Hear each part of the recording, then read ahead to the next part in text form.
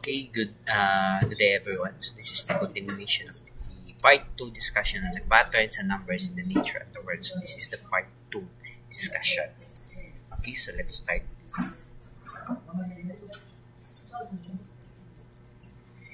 Okay, so in this topic, we'll have our different patterns na in natures. So it means makikita ito by natures. So we have first the tiger's stripes, no? Mga stripes ng mga tiger. So the pattern of the tigers, no, have a vertical stripes that are unique, no, to each individual. Similar to the human fingerprints, no, the stripes are typically black or dark brown. Okay, so that is against a lighter orange or white background. And and next naman yung hyenas spots naman, no. So first is yung tiger, yung next naman is the hyenas spots. So the pattern of the hyena spots, no, is particularly in the spotted, no, in the hyena have a coat, no, covered in irregular dark spots against a lighter background, no? Typically yellowish or brownish, no, in the hyena.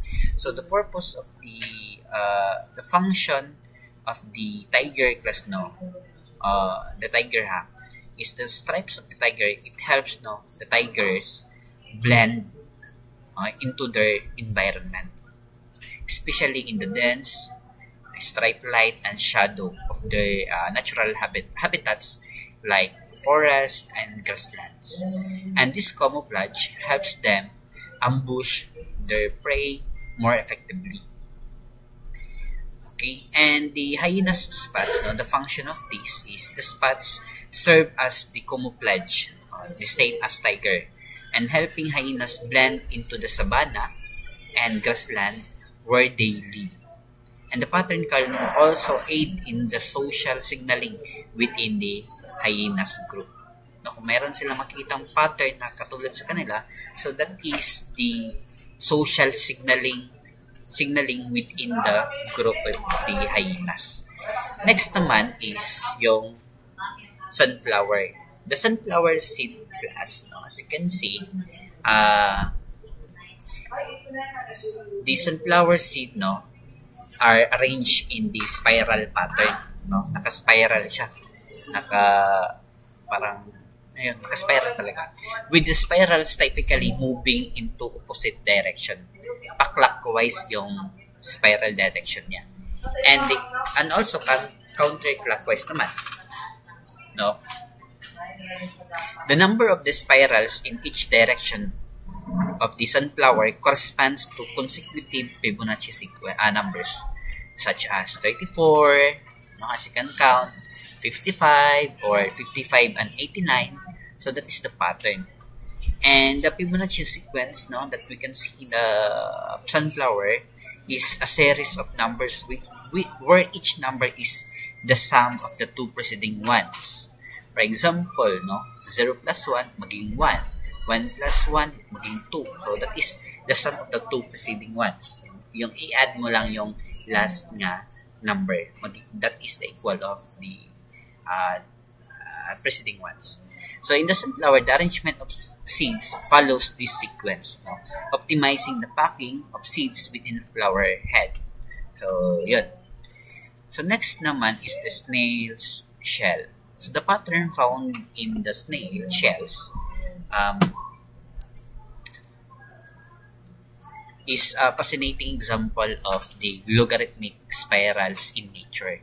And these spirals are closely related to the Fibonacci sequence and the golden ratio. So take note, golden ratio po. Much like the patterns seen in the sunflowers. The snail shell pattern logarithmic spiral, and the spiral pattern of a snail shell is a type of logarithmic spiral where the spiral increases in size. Okay? But its shape remains constant as it grows outward. The more yung size niya is larger, it remains constant, no, as it grows outward. Okay?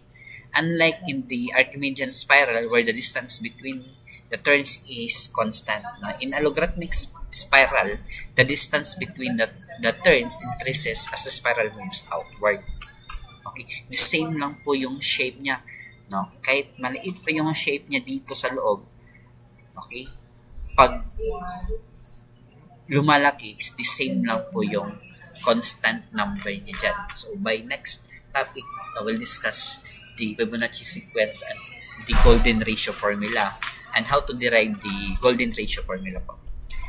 So, next is the flower petals. No? In the flower petals, we have the different patterns. No? In the flower petal patterns, meron tayong pilot axis, no? Refers, no? The pilot axis, no? Refer to the arrangement of the petal leaves or other botanical elements around a central axis, and typically following specific mathematical and geometric principles. And these patterns are not random, but are determined by genetic and developmental processes that are often result in highly efficient and aesthetically pleasing design. So we have the golden, the Fibonacci sequence and the spiral arrangement. Okay.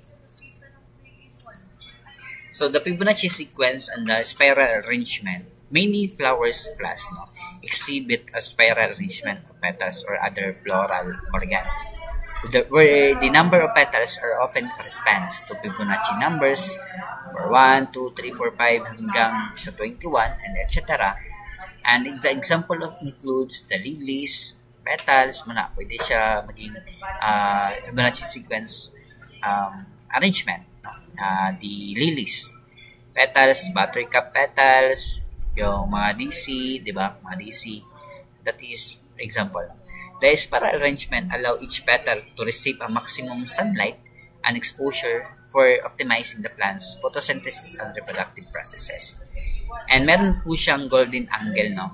Yung golden angle is between the consecutive petals in many flowers is close to the golden angle, and that is approximately 137.5 degrees.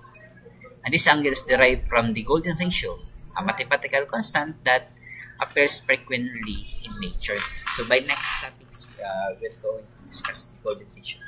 And that would be all now for this day. And thank you po, students. And these are the references. Thank you.